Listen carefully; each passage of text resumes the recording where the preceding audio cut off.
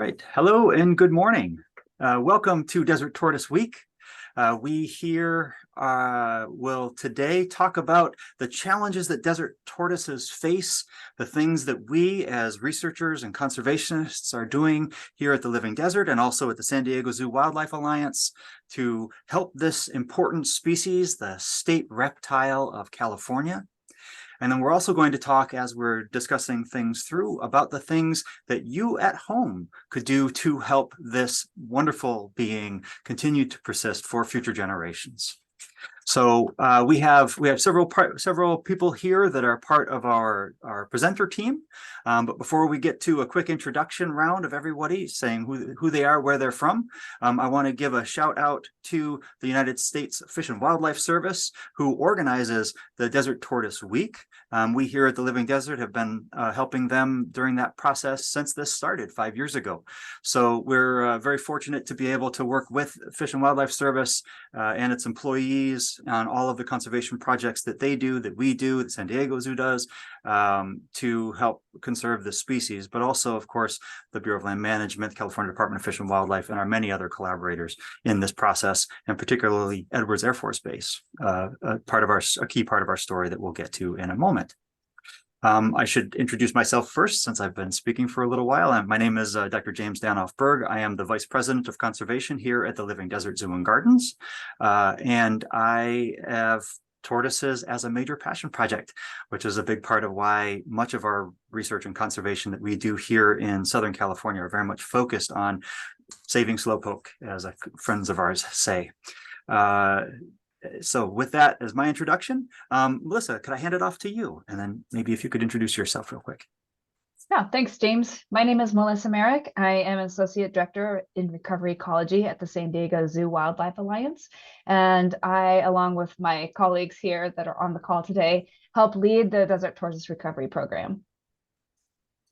Thank you, Melissa. I guess we'll go back and forth between organizations. How's that sound? Since it's a joint presentation, let's do it that way.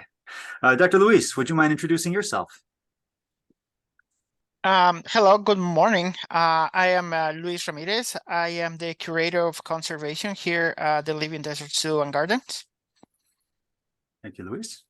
Dr. Tom, could you please give a presentation of yourself? You're muted.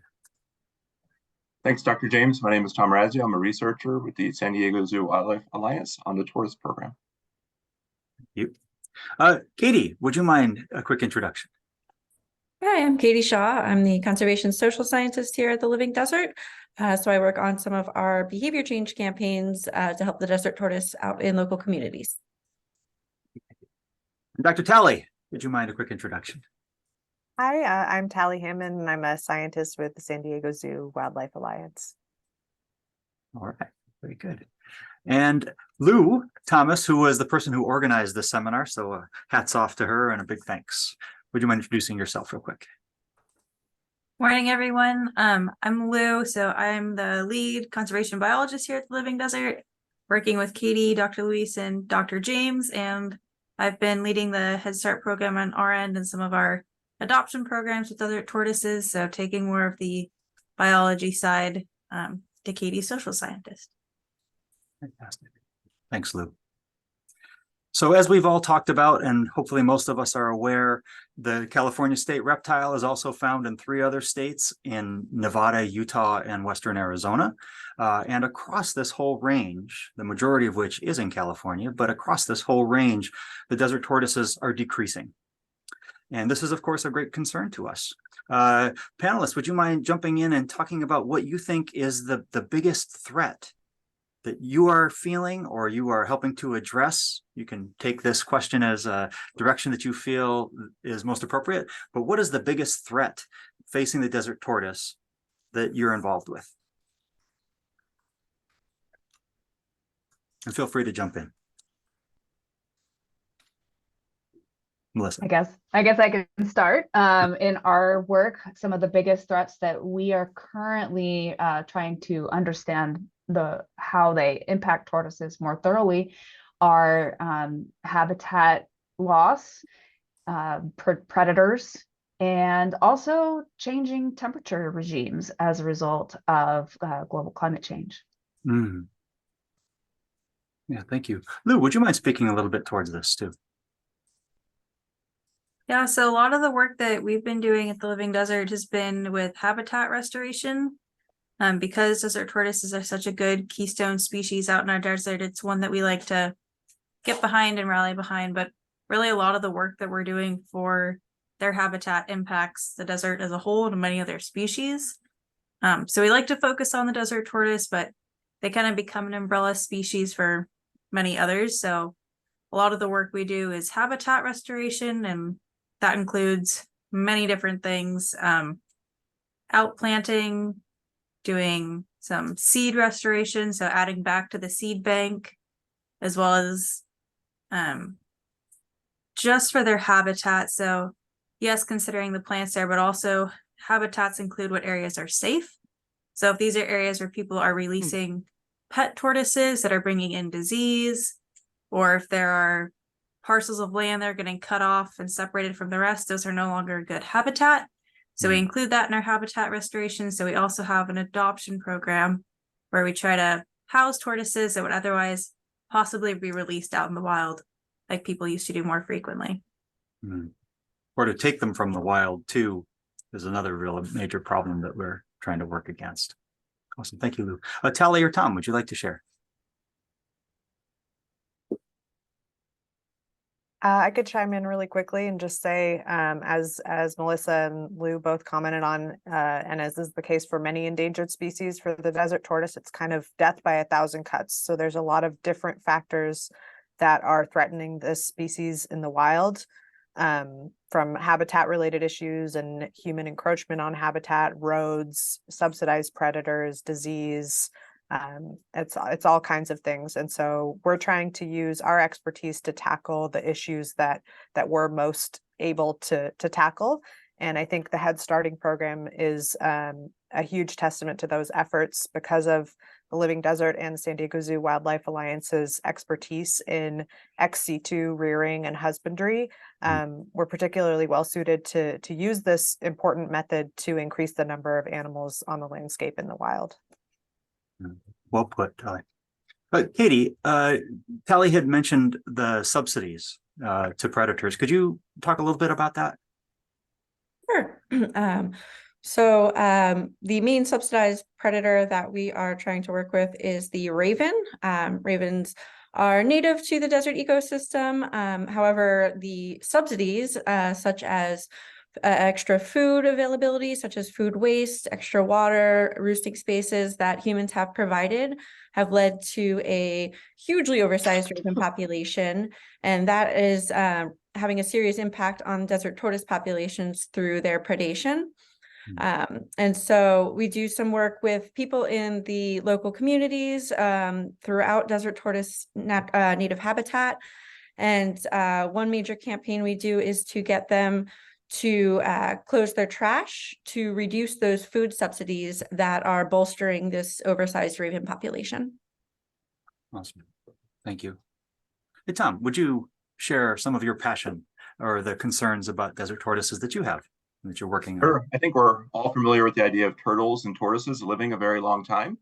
And in nature, one of the problems that comes up is that adults frequently run into car vehicles, or rather car vehicles run into them.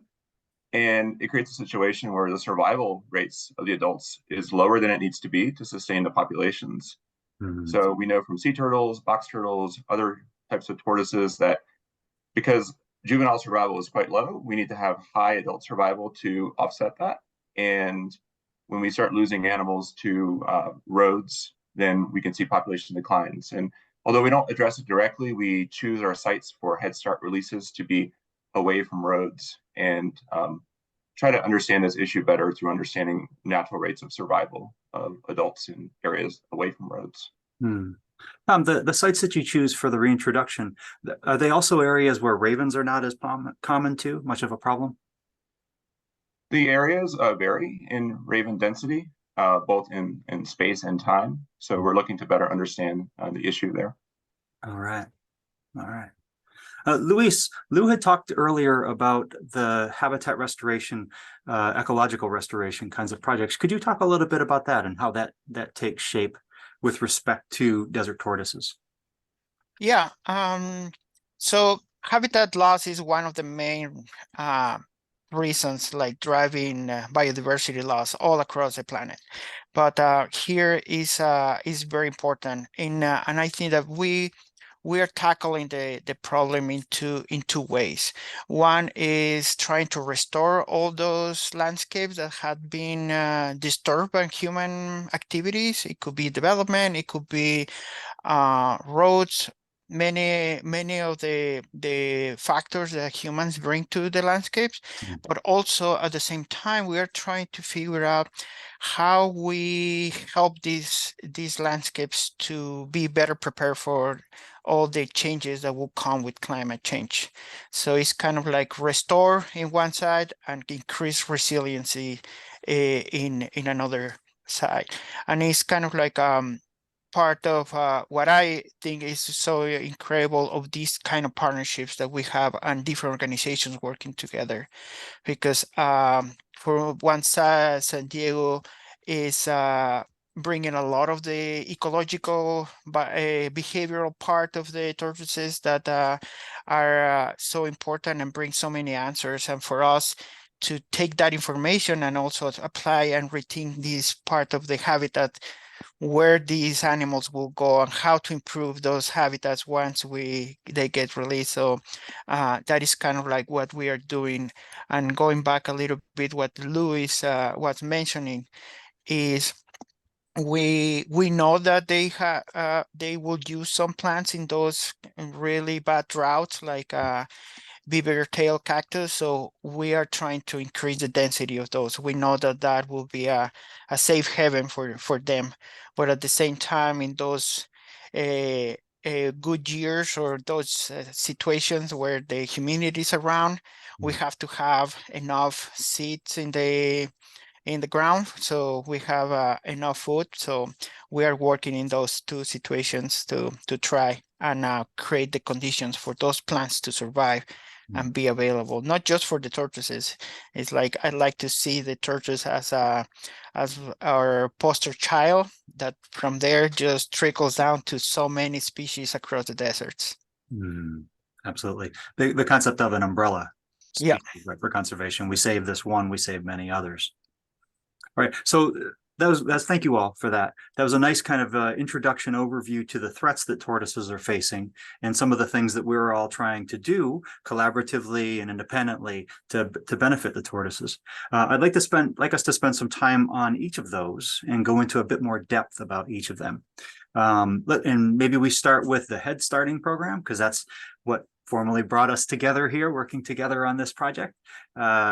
Beginning even before the current project, right? We did a first Headstarting program with San Diego Zoo Wildlife Alliance in 2018 into 2019 as well. So we'll have some opportunities to be able to continue this going forward as well.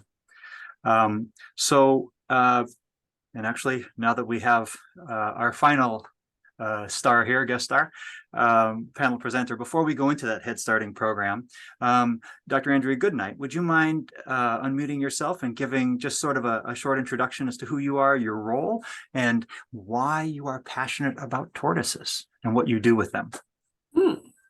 Thank you, James. Hi, I am Andrea Goodnight. I'm the head veterinarian here at the Living Desert. And why am I passionate about tortoises? Because they're just amazing creatures and I love them.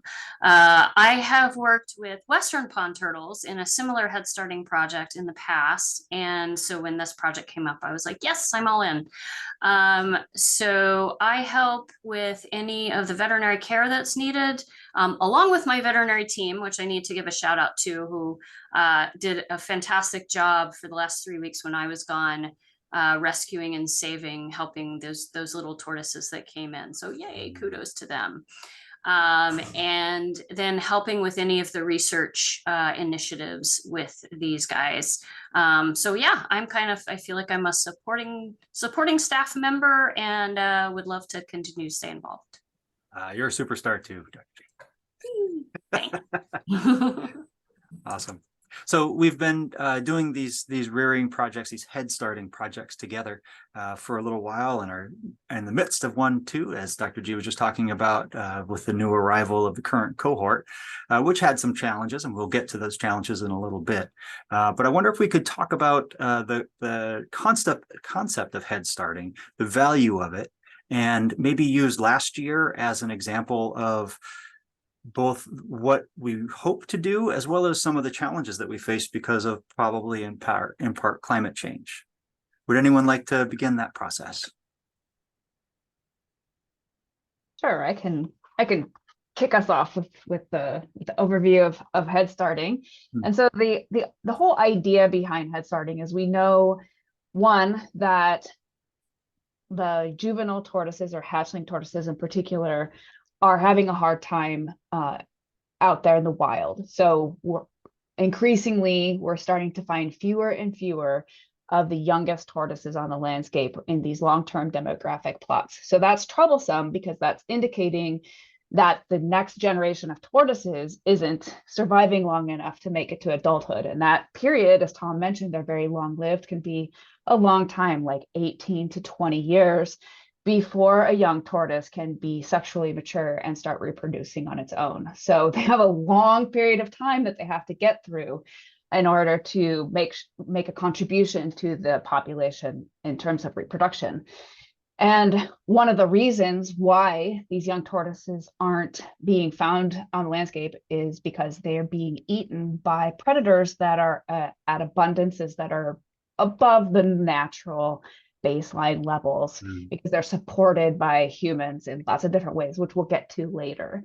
And so one of the ideas is that if we, yes, James is pointing out, one of the ideas is behind this whole concept is, if we could get animals, young animals, past their most vulnerable life stages and then release them on the landscape, we might be able to give them a head start in life.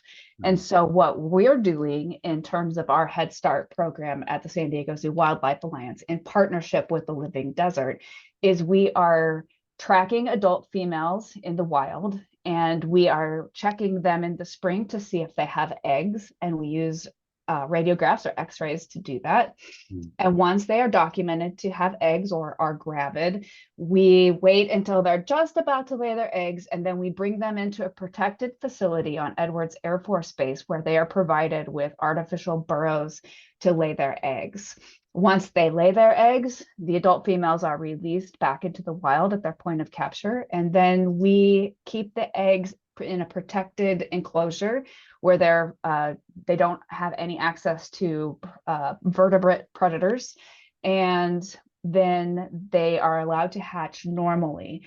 And in previous iterations of Head Start programs, both that we've done and our colleagues across the desert tortoise range have been involved in, the hatchlings are raised from 1 to 7 years or more in this protected enclosure, in protected enclosures, because those are the years where they're most vulnerable to predators. Once they get to a certain size, they are documented to be less susceptible to predation by ravens. That's like 5 years, right? Usually. Yeah, 5 to 7 years or more. Sometimes some Head Start programs were keeping them in managed care for as long as 10 years, and then releasing them in hopes that they would be big enough at that point. Right. And so in 2021, we started to think, we had some evidence from our colleagues, Brian Todd and Tracy Tuberville and Pearson McGovern, and many others who were working at the Ivanpah facility, the Mojave National Preserve, doing similar work. And they tried a new combination rearing where they reared their tortoise hatchlings for a period of time indoors, where they received constant light and nutrition and temperatures during a time when they would normally be brumating or in burrows and inactive in the wild over winter, and then bringing them back to a protected outdoor enclosure for the rest of their Head Start period. And what they found is, within 1 year of this combo rearing approach, you can get juvenile tortoises that are the size of 5 to 7 year old tortoises in just 1 year. And so that is what started our most recent collaboration with the Living Desert Zoo and Gardens. We came to them and said, hey, could we try this out? You have a great system already set up for taking care of tortoises indoors. And we have a great system for taking care of tortoises outdoors. And so if we joined forces and tried this combo rearing approach, would we be able to release less vulnerable juvenile tortoises into the wild in a very brief amount of time? Awesome. Thanks, Melissa. That was a great summary. You know, that head starting approach is so valuable, especially this new hybrid approach of rearing them indoors, keeping them awake when they would otherwise be brumating, and feeding them much more food than they would normally get in the wild so that they could grow much explosively, and then hardening them in the field pens before they're then released out. And ideally, when they're released out at a size that's larger than what the ravens typically could have access to, because the shells have hardened enough that they can't poke through the back, which is, of course, the predation problem. And Lou, I wonder if you could talk a little bit about that head starting process. Including both the egg, maybe from the eggs, because we had some issues last year we had originally planned that they would stay out in those outdoor rearing pens until they all emerged from their eggs into young hatchlings and walking about, and then we would bring them here to Living Desert to care for the 6 years to get them much larger. And Lou, if you could speak to that, but we had to accelerate that process last year, didn't we? Lou, could you speak to that process? Yeah, so last year and this year, our hopes were to let them just hatch on their own up in the Headstart pens. And unfortunately last year, because we had that temperature spike, we weren't able to keep their burrows cool enough. So San Diego had to go in, dig everybody out and bring them down here. So we ended up with quite a few still in incubators in their eggs. So we keep those at a constant temperature and humidity, kind of middle ground for them.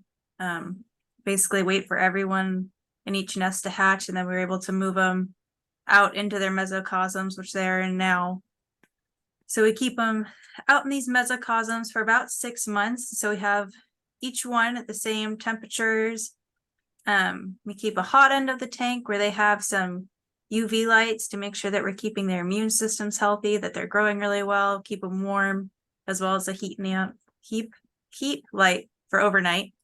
Then of course they have a cool end of the tank too, so they can kind of choose where they want to be. Because one of the things that we're so interested in is how they're responding to climate change, how their bodies react to different temperatures. We want to make sure we give them a gradient so they can be comfortable in where they want to keep their body. And usually we'll see that with them moving around the tub. So I mean, they're not staying just on one side constantly. Typically we see them kind of moving back and forth. So we keep them really warm, keep their metabolisms high, give them lots of food. So a couple times a week, we give them as many greens as they can possibly eat, making sure they're getting enough calcium, different vitamins, offer them water once a week. We don't want to offer them too much. We don't want to get them used to situations that they wouldn't ever face out in the wild and set them up for failure. So we try to keep things similar to how they might see it out once they're back in the desert, but also, of course, giving them more of a boost. They would not be getting, as you said earlier, as much greens or as much access to clean water as regularly as they're getting here. So what size are they typically attaining before we bring them back out to the pens to harden? We saw a pretty big variety this year. So a lot of them start pretty small. If anyone was following along last year, we had some pictures going, comparing them to the size of a quarter. And when they start off, they're only about the size of 2 or 3 quarters. Did that stop it? Very small. And by the time we left, I mean, we had some that went from 20 grams to 100 by the time they left us, and were over 200 grams by the time they got released. So we had some that increased more than 1/5 of what they were. Remarkable, right? 5 times over in just a short time. So going from the ping pong ball quarter size that they are at birth to something around the size of what? A ping pong paddle? A little Yeah, at least a at ping least pong two paddle. hands. A big baked potato. A big baked potato. So I have the growth rates at while they were at the Living Desert last year, so over the 2022-2023 period, they had a steady growth rate of 4.3 millimeters per month, and they grew or gained weight at a rate of about 8.5 grams per month, and they were there for 6 months. So that's a pretty substantial and constant rate of increase, and the constancy of that speaks to the care that they were provisioned at the Living Desert in terms of both temperature and nutrition that Lou was just mentioning. So, Dr. G, I wonder if you could talk a little bit about the challenges that these tortoises face from a health perspective when they first come into our care from the wild, from the rearing pens. What is it that you're looking for? Because your team, as you said, did a thorough screening of the incoming torts this year, as well as you were part of it last year when they came in. Yeah. So as far as health wise, last year we were quite lucky because it was very hot, but the team from San Diego did a fantastic job of really realizing the challenges and getting them out before they were sick. Overbaked is a bad word, but you get the idea. For a potato. Yeah. So last year was quite easy. It was just more of, I think Lou had the harder job of incubating them and seeing how many of the eggs were going to hatch, and we were taking care of the tortoises, the ones that were already hatched. So more of checking on them to make sure that they were thriving as they came in here. With tortoises and with reptiles in general, it all comes down to conditions as far as environmental conditions. So really making sure the temperatures were dialed in, the humidities were dialed in, the food was offered. And so we would provide supportive care. I think we had a couple that looked like they weren't growing very well. We had one little runty guy that was being, I think, bullied away from the food, because even tortoises do that. And so we did x-rays on that little guy and saw that his GI tract, I say little guy, I don't know, might have been girl, I don't know. At that point, the GI tract was full of sand. So we immediately made some changes to isolate that animal so that it could eat all it wanted instead of eating sand, and treated it with some fluid therapy to make sure it stayed hydrated, so its guts were working and passed all that sand, and then just kept following up on that. The ones that came in this year, unfortunately, it sounds like, again, like I said, it comes down to environment, and we had some environmental challenges with some nasty little insect predators this year. And so some of them came in with some pretty severe injuries from those. And so my team evaluated the animals to determine, okay, this may get better, this may not get better. Let's offer some pain meds, let's offer some rehydration. Basically, again, supportive care to see how the animals would do, and then follow them through. And I think right now, unfortunately, we have lost some of those animals, but many of them are thriving and doing very well. So that's it in a nutshell. Yeah. We'll get back to the challenges that we faced this year as to why these animals this year were so threatened by those predators. But implicit in the larger design of the headstarting program is this research project to try to understand kind of individual or genetic predilections towards activity or not, preferences thermally, that kind of thing, and how that could have influenced their success in the wild when they're reintroduced back out. And those trials happen, of course, when they're here at the zoo under human care, so that they're easier to look at preferences. Tom, could you speak a little bit to the research that you're working on to that effect? Because you'll be doing that again with this current cohort as you did last year. Is that correct? Sure. So some of the basic work that we're trying to do is understand the thermal preferences of the animals. So the temperature that they'll select, given the opportunity to select among different temperatures, how that may affect their activity and growth rate, how that may affect their rates of energy burn during inactivity. So when an animal is warmer, It will burn more energy, but it's not exactly a linear relationship. It can be a really steep slope. So we want to understand that, understand how their temperatures and humidity regimes in their burrows affect their rates of water loss, and then overlay that across the landscape that they inhabit through the multiple layers that transmit environmental effects to them. So you've got the environment, then the behavior of the animal, then the physiology, and those all come together to affect things like growth rates and survival rates, and even reproductive rates. And with our collaborator from University of Chapel Hill, we are working to understand how all those different pieces of the tortoise puzzle come together to affect where animals can thrive in the future and where to direct conservation efforts. Interesting. This is in the context of climate change. That's in the context of climate change.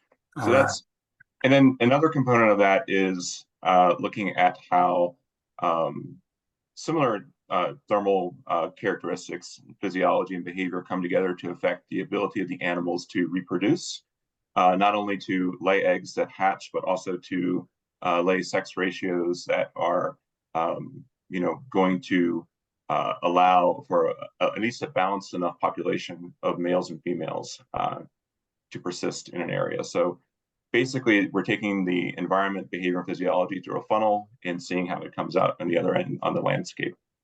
Fair enough. And you're talking about the thermal impacts of gender determination by tortoises, which are common, yeah? At higher temperatures, you have more females. At lower temperatures, you have more males. Is that correct? That's correct. Thanks for making sure that's in there. Yeah. And not only that, but just the ability of the eggs to survive. Very high temperatures can be threatening to eggs, and the burrows have a wide range of available temperatures, but the question is, do the females select temperatures in the burrows now and then in the future under potentially different climate regimes, how they might select those temperatures. Interesting. You know, that gender determination, we had a colleague here, Sarah Greeley, who always used to say hot mamas and cool daddies is what produces different tortoises. Sure. Which is a phrase that I use all the time. So chapeau, Sarah. Thanks for that.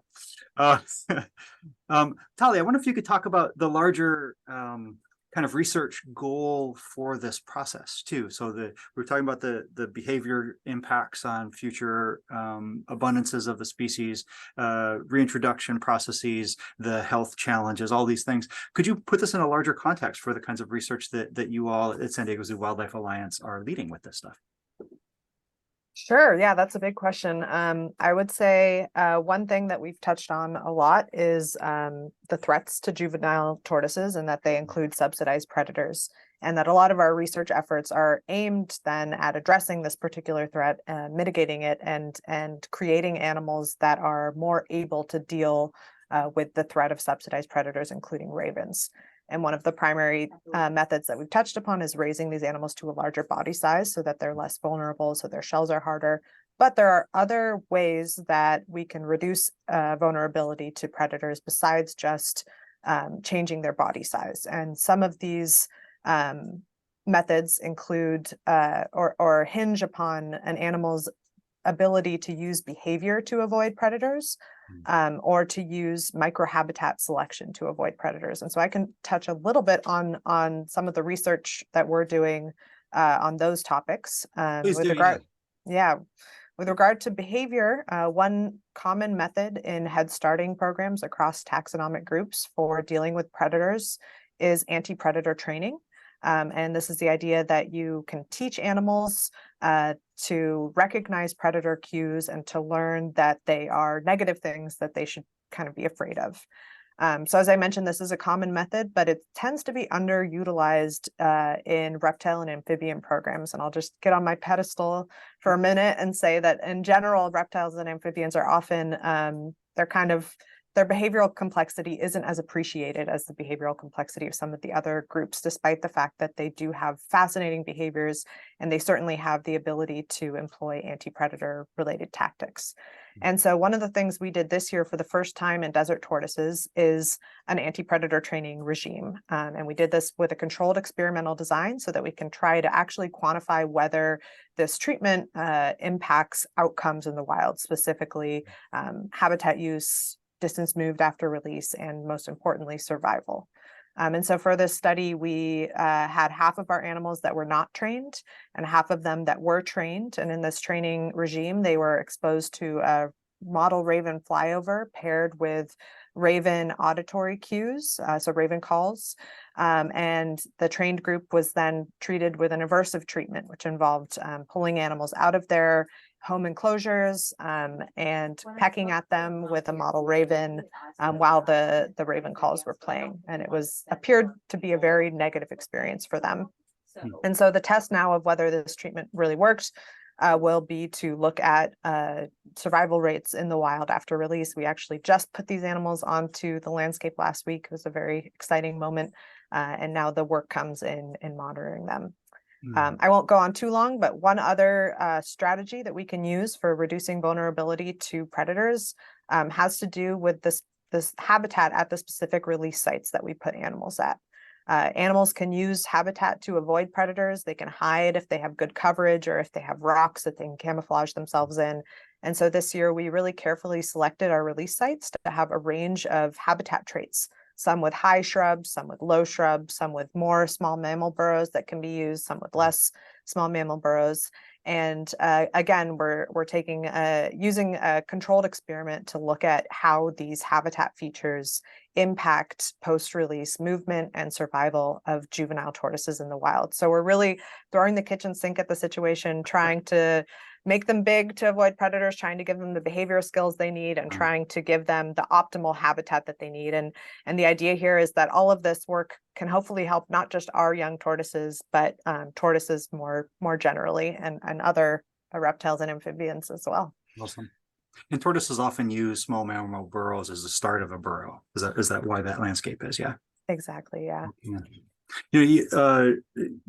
Katie, Tally was talking about the ways that we can help to make tortoises more predator resistant as well. I wonder if you could talk about the Ravens and Restaurants projects that we're doing here through the Living Desert, and also the Gold Star Award project.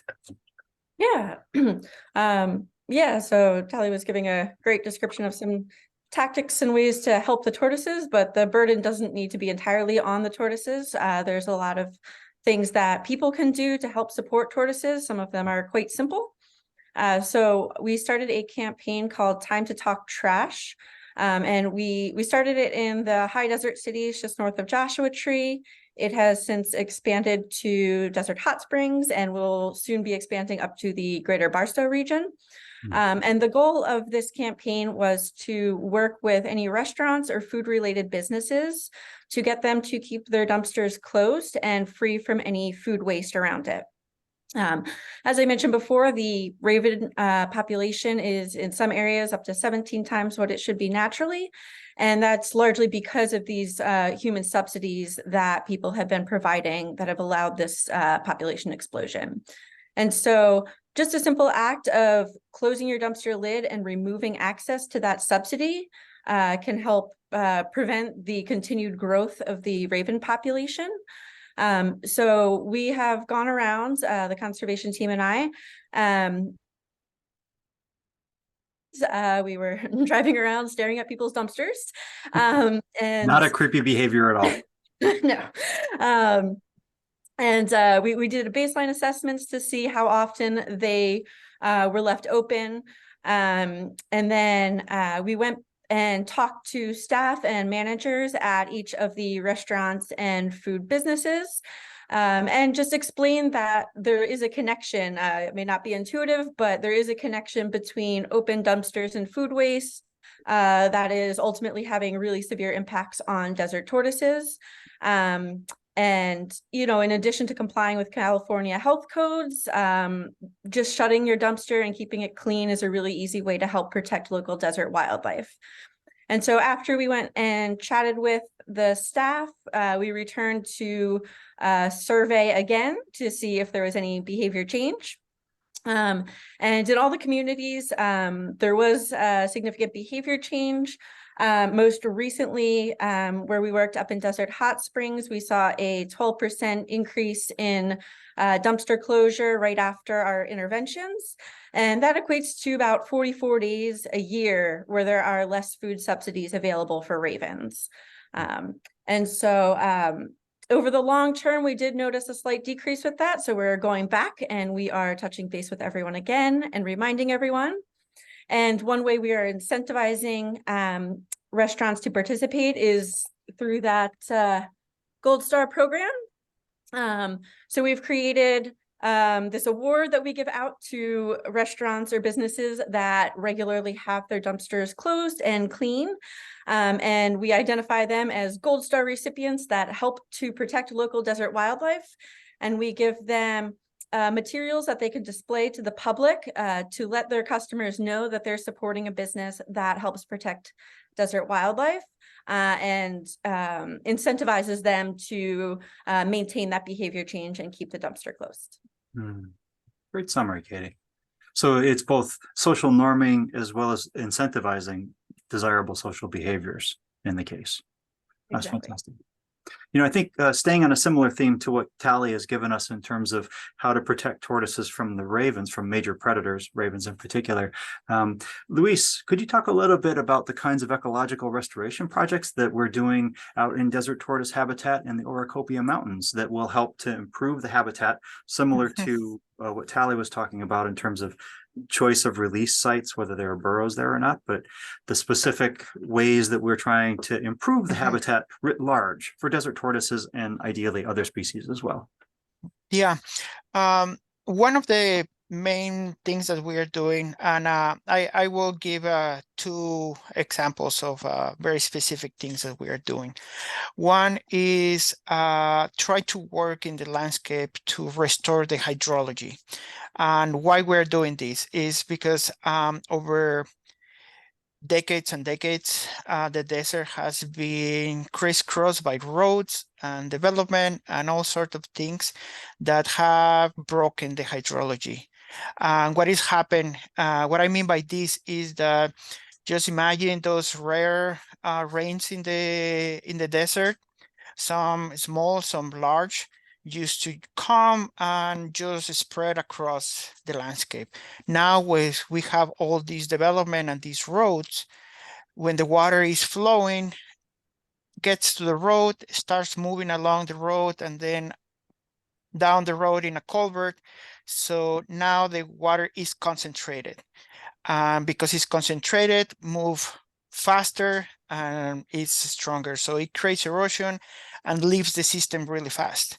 So water that used to take, let's say, 3 days to a week to after the rain to move out of the system, now literally a few hours later is out. So because that water doesn't get down in the ground, a lot less plants grow and get established, and recruitment and the whole habitat change. Because is we are like we can see this is like the house of the tortoises start losing a window here and a door here, and the fridge is not working anymore. So now it's a house, they can live there, but it's not as good as comfortable as it used to be. So we are trying to implement some of these actions to bring a little bit of that hydrology back and create conditions so that vegetation get established and more food gets available to. Thing is now the good quality habitats are so few that many species, not just the tortoises, get to concentrate in those fewer high quality habitats. So by doing this, we give more options. So the ravens or any other predator they don't have to go and just wait in this great patch and then just have a feast. Now they are spread and there are many places where they can thrive. And the other part is with also human activities, a lot of invasive species have come to the desert and have displaced many of the species that are important for the tortoises. So what we are doing is try to give a help to those species. We collect seeds and once we have a lot of those by different techniques, we can be very strategic in bring those seeds to the places when we have created these better conditions. So the seed bank will be in better shape, and there will be more native species that will be able to compete with the invasives. But also, as I was mentioning with the cactus, we can provide these very specific plants that will provide food in the extreme situation, because tortoises will not go for cactus as a first choice. But when everything is drying out around you, cactus are one of the best survivors. So they will be available for a longer time. So it's like kind of like what we are doing to restore the habitat. It's like going back to the analogy, it's like bring the door back and the window back and put a nicer bed there for them. Awesome. And fill the refrigerator a little bit. Okay, yeah. The greater diversity of things. Awesome. Well, thanks everyone for all of the summaries of the important work that you've all been doing to help desert tortoises in this great diversity of ways that we're talking about, whether it's in research or conservation or direct implementation, community engagement, education, and outreach. There are many tools that we've all been using as we work to try to help the state reptile to be able to make certain that it's here for future generations. And of course, it's not just us that are doing and can do important things to help desert tortoises. I wonder if we could do a round robin just to wrap things up here a bit, to talk a little bit about the things that the public can do, what we all can do as individuals, whether we own a restaurant, Katie, or not, what we can do with our own lives and our own equipment and our own choices. Dr. G, I wonder if you could speak as a veterinarian, maybe especially with relationship to pets and wild species, or if you like to talk about something else that would be most helpful that people could do to help the desert tortoise. Well, that's a good one. I'm glad you brought up pets. We have an abundance of desert tortoises that are pets currently, and that goes back historically. People used to go out in the desert and grab these tortoises and think, hey, this is going to be my pet. And, that's a really big commitment, first of all, because these guys live 80 years. So if you've got a desert tortoise, that's definitely a lifelong commitment for you. But the big thing is, we have seen that there is an upper respiratory infection that a lot of these desert tortoises that are pets that have acquired. And so one of the things that is a threat to these populations from a medical standpoint is when people who've had them as pets in captivity have re-released these tortoises back, and that they come into contact with the wild tortoises and it can make them pretty sick. So one of the things that we do here at the Living Desert and we help support is if people for whatever reason can't keep these tortoises as their pets, they have them, is that we help support them into finding them new homes so that they don't get re-released back into the wild. So that's one of the big things is that we like to tell people is to talk to the Living Desert, talk to Tortoise and Turtle Club about if you have a pet and can't take care of it anymore, don't just go put it back out in the wild, because that really does threaten our wild populations. Thank you, Andrea. Lou, I wonder if you could follow up with that and talk a little bit about CTTC and our collaboration with them that we've had. Yeah, so we've worked with the CTTC, which is the California Turtle and Tortoise Club, for many years, and basically with them, because they're considered a branch or an arm extension of Fish and Wildlife, they're able to give people permits to help house desert tortoises. So for tortoises that can no longer stay in the residence they're in and need to find a new home, we'll help work with CTTC to find a new home, make sure that it's safe, that that's going to be a good fit for the tortoise and for the person, whoever is there, to find these tortoises a safe new place to reside so that are not being released back out on the landscape, carrying disease, displacing wild populations, that sort of a thing. So we've worked with them for a long time, trying to find new homes and also helping to educate the public as to why it's not okay to go and grab wild tortoises or to release your tortoise.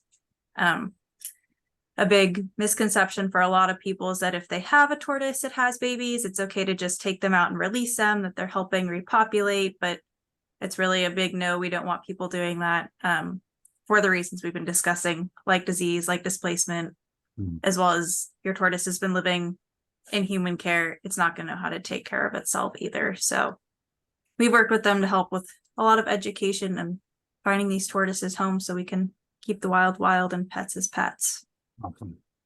And also along those lines too, with Fish and Wildlife Service, it's not allowable for people who leave an area to bring the tortoise with them. Is that correct? Yeah, it's illegal for desert tortoises to cross state lines because they are an endangered species. So once they're in California, they need to stay in California. Right. Thank you, Lou. Melissa, would you like to share what you think people could do to help the desert tortoise? Sure. Well, just building on some of the things that Katie mentioned in terms of, things that you can do in your household.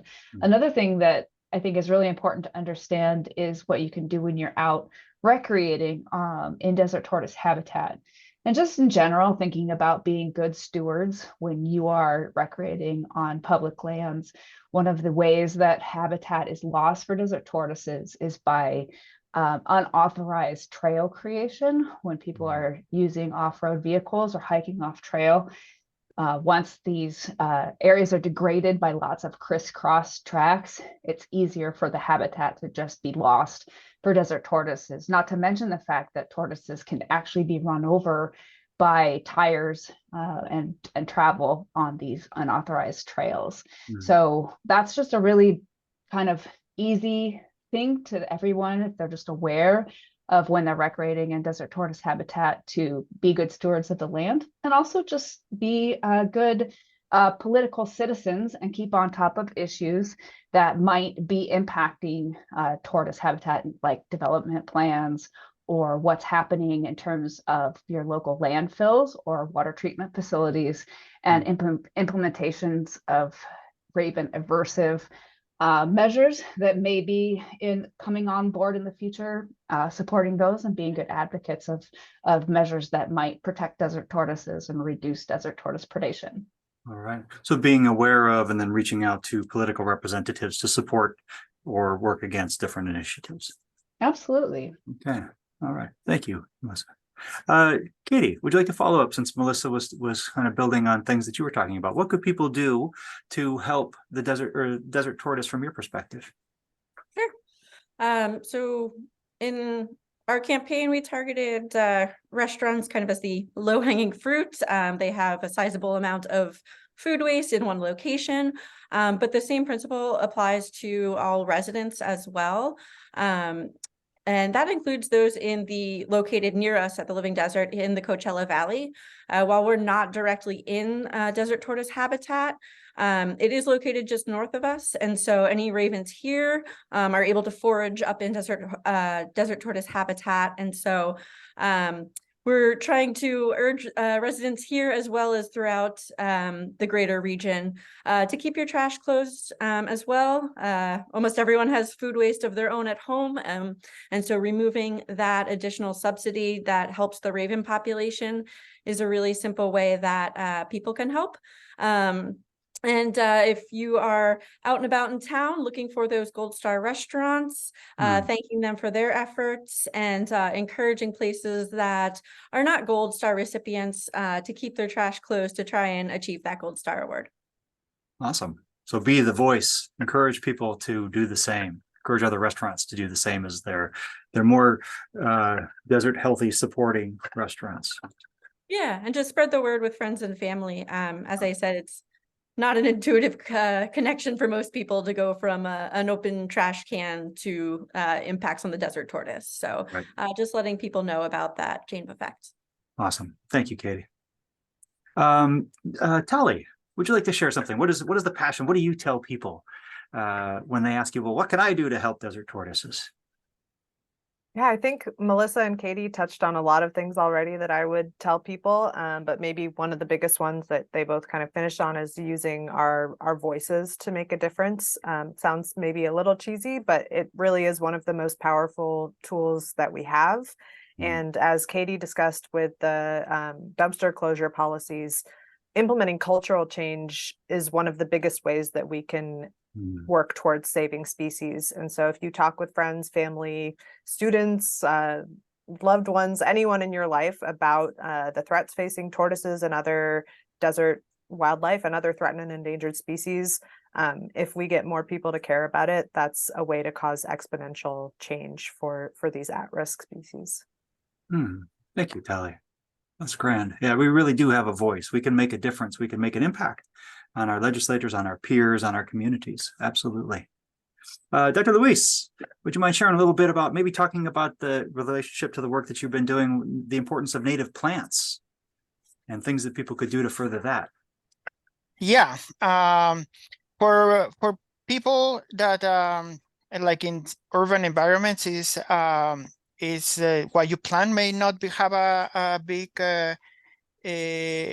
impact on desert tortoise over there in the middle of the desert, but something that you can do is try to plant natives, because if you plant some species that are not native, eventually some of them can make it all the way there into the desert. It's like an example is fountain grass that is used as ornamental.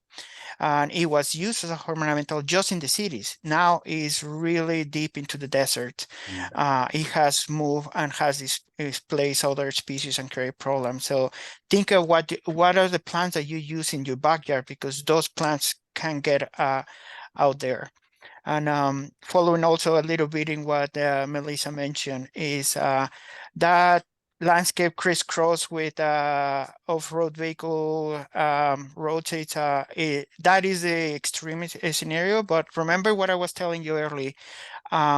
Depending on where that road is, one road that is in the ground place in this big piece of land can degrade everything. It's like in one edge, it could be in one edge, but cut the water, cut the hydrology, and now the whole 10 acres or more will be affected. So just one road can do that. So stick to what is allowed, the established trails, and don't do that. Don't get off trail. Even a hiking trail can do that. So the ones that are established and are allowed, those are good to use. Keep using those, but stay on the trail, because we may think that it's not a big issue, but everything is connected in nature.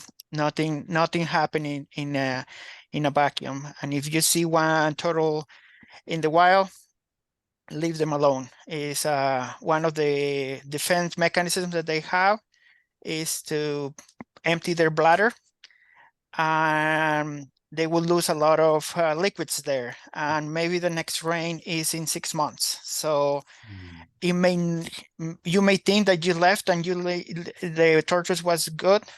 That tortoise will suffer in the future, because now they have to find the water to replace everything that they lost trying to defend themselves. Awesome. Thank you, Luis.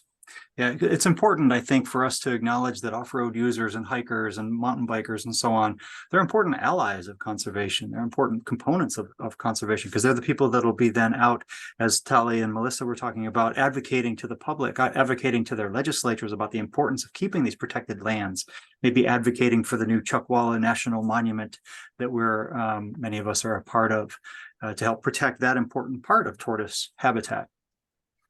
So Tom, you have the challenge because you'll take us out here with the last set of things, but I think that many people have said most of what we all would talk about and have talked about a lot. So how about this? Let's change the question a little bit for you. What do you feel is the most important thing that you do, whether through work or through recreation, to help the desert tortoise? That I do personally, or that we do as a group, or That you do personally?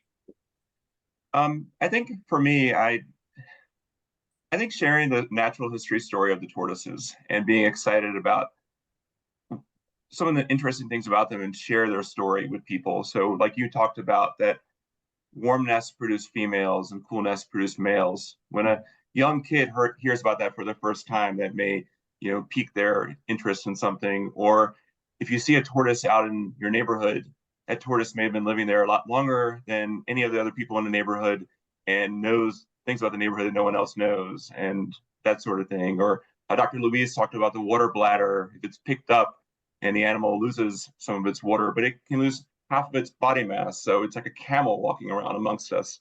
I think just learning about their interesting natural history and sharing that message with others is a pretty powerful tool for fostering excitement. That's awesome. Thank you, Tom. Mm-hmm. I want to thank all of you here. We all do important work to help the tortoises. It's an important animal. It's a crucial part of our ecosystem as a habitat engineer, ecosystem engineer of sorts, for creating burrows for other people, for seed dispersal, for helping heal hydrology, for interacting with the public and being our representative on the state stage. So thank you all for everything that you do. And I think it's also important to thank people who have been in attendance, and we'll see this discussion in the future, because we are all agents of conservation if we choose to be. Our behaviors matter. There's a lot that we can all do to help this iconic animal that is calling for and wanting our help. So thank you all for being a part of this today. Thank everyone for watching. Thanks folks at San Diego Zoo Wildlife Alliance. Thanks folks from Living Desert Zoo and Gardens. Thanks to all of our collaborators, Fish and Wildlife Service, California Department of Fish and Wildlife, BLM, all of the folks, UNC, Chapel Hill, and National Science Foundation, National Fish and Wildlife Foundation, all of our funders, and all of our supporters. Thank you all. Have a great day and enjoy this Desert Tortoise Week, which is on until Saturday. Thanks, everyone. Thanks. Go tortoises. That's our team call. All right. Thanks, everybody.